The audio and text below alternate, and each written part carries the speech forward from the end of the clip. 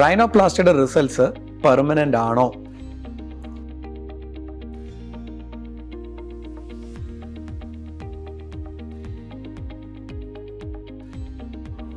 Welcome to New Face. ഇന്ന് നമ്മൾ സംസാരിക്കാൻ പോകുന്ന ഒരു ടോപ്പിക്ക് മിക്ക പേഷ്യൻസിൻ്റെ ഒരു ഡൗട്ടാണ്. റൈനോപ്ലാസ്റ്റിയുടെ റിസൾട്ട്സ് പെർമനൻ്റ് ആണോ? ഇത് നിങ്ങൾ മനസ്സിലാക്കേണ്ട ഒരു കാര്യം, റൈനോപ്ലാസ്റ്റി രണ്ട് രീതിയിൽ ചെയ്യാം.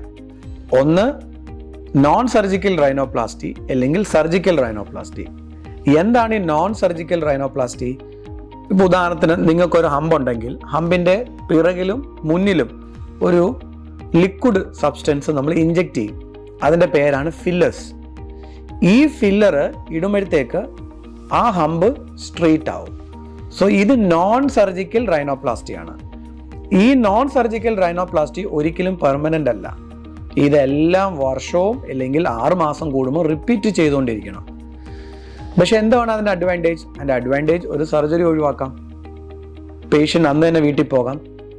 സോ നോൺ സർജിക്കൽ റൈനോപ്ലാസ്റ്റിയുടെ റിസൾട്ട് പെർമനൻ്റ് അല്ല. നിങ്ങൾക്ക് നോൺ സർജിക്കൽ റൈനോപ്ലാസ്റ്റിയെക്കുറിച്ചോ സർജിക്കൽ റൈനോപ്ലാസ്റ്റിയെക്കുറിച്ചോ അറിയണമെന്നുണ്ടെങ്കിൽ ഞങ്ങളുമായിട്ട് ബന്ധപ്പെടാവുന്നതാണ്.